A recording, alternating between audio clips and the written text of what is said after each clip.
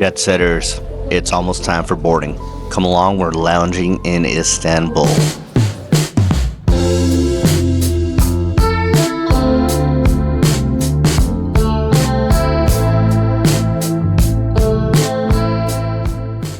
Hey folks, it's Scott, and on today's itinerary, we're on an overnight layover in Istanbul.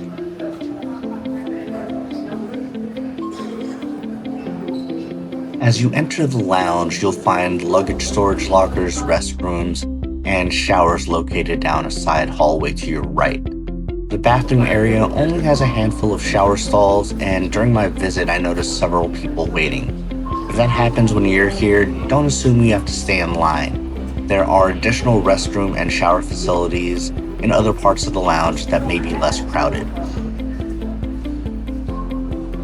So let's walk through this lounge and see what it has to offer. The entry hallway opens up into a welcome lounge area centered around a piano with plenty of seating and the main buffet located off to the right. While this is the largest food station in the lounge, many of the same items are also available at smaller buffet stations throughout the space. One of my favorite features was the abundance of refrigerators stocked with complimentary ice-cold water and soft drinks that guests can grab whenever they like. There was also no shortage of coffee available.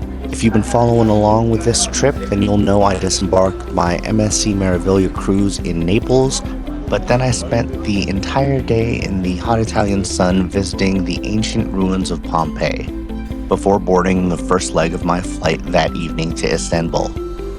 That means I could use some freshening up, and what better way to do it than in the IGA Lounge during my overnight layover in Istanbul. At this point, I'd already taken a shower, and it was early in the morning. The showers were clean and precisely what I needed, frankly. It's why I booked the lounge. From here, we make our way toward the outdoor terrace, where smoking is permitted. It was a chilly but refreshing evening and morning during my visit, and stepping outside for a bit of fresh air was a welcome break.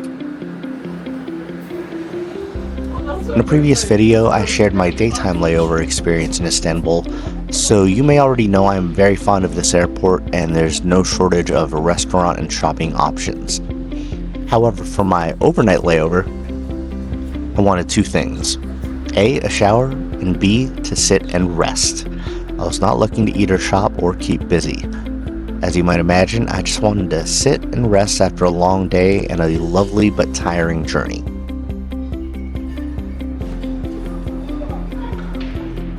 During certain hours, massages are available, which is a nice added touch as well.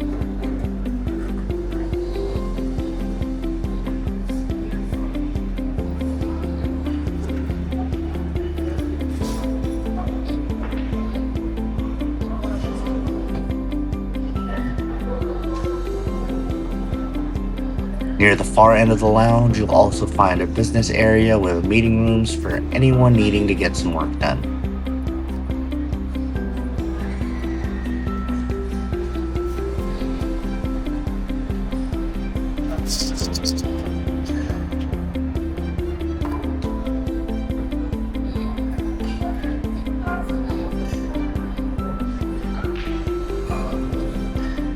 As we head back, we pass another bar and beverage station before entering a narrower corridor leading to additional restrooms and showers.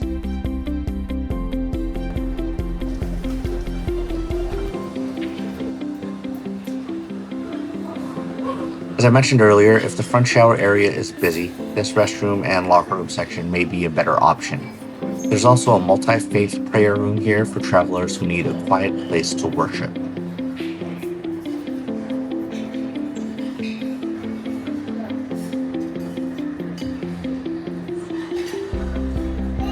The scale of this lounge really stands out as we continue past even more seating areas.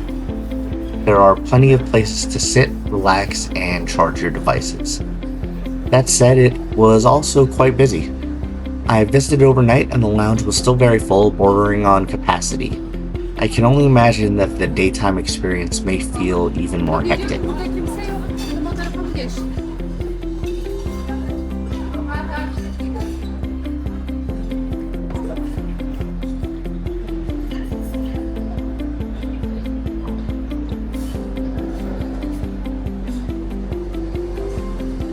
Now we arrive at the Bosphorus Terrace, which overlooks the airport. It's a beautiful space, though ultimately it offers many of the same amenities as the rest of the lounge, including food and drinks.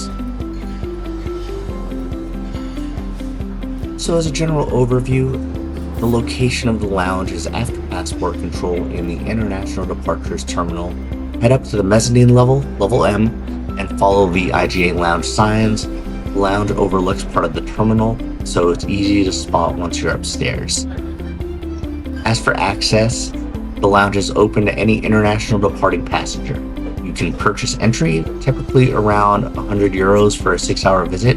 When booked directly, though prices can vary, or you can enter with Priority Pass, Lounge Key, Dragon Pass, and certain premium credit cards, but note that access is always subject to available capacity. An important note for Priority Pass, due to recent changes, many Priority Pass memberships may be limited to 2 or 3 hours, depending on the membership program, even though paid admissions may allow for up to 6 hours. So it's worth checking the specific details before traveling. And of course, the lounge is open 24 hours. They operate 24/7, making it useful for overnight layovers and early morning departures. What makes this lounge stand out? Obviously, there's the extensive buffet with both Turkish and international cuisine, complimentary beer, wine, spirits, coffee, tea, and soft drinks, shower suites, which for me was the primary and one of the biggest perks for my long layover, quiet relaxation areas, fast Wi-Fi and plenty of charging outlets, business workstations and meeting rooms. There's also a children's play area, and obviously flight information displays are throughout the lounge. There's a smoking terrace, separate men's, women's, and multi-faith prayer rooms, pool table, and even a small duty-free shop that's only accessible to lounge guests, though for what it's worth, it's just a smaller version of the same duty-free stores that are available in the regular terminal. The same is true for the Bosphorus area itself, which may actually be the lounge's hidden gem. It was noticeably quieter and less crowded during my visit, seeing as it is tucked sort of around the corner where people may or may not venture. Yet it still had all the same amenities, including restrooms and showers that were mostly empty when I checked. That's definitely something to keep in mind if you're ever here. Is it worth paying for? The worth it question is entirely subjective, so I do my best never to answer it other than through my own lens. I do that by asking myself if I would book it again, and my honest answer is that it depends. As I said previously, there's no shortage of places to go or things to do at Istanbul Airport, so in many cases I don't think the lounge offered any additional advantage over eating at a restaurant in the terminal. However, in my specific use case that evening, needing and wanting a shower specifically to refresh myself in the midst of a long journey after having been in the sun all day, I would definitely book the lounge again in that context. My primary criticism is perhaps a bit of a nitpick, but I wish there was more comfortable seating. To be clear, seating was plentiful, but the style and quality could be improved. More loungers would be nice, particularly since many folks are likely to be in need of a nap.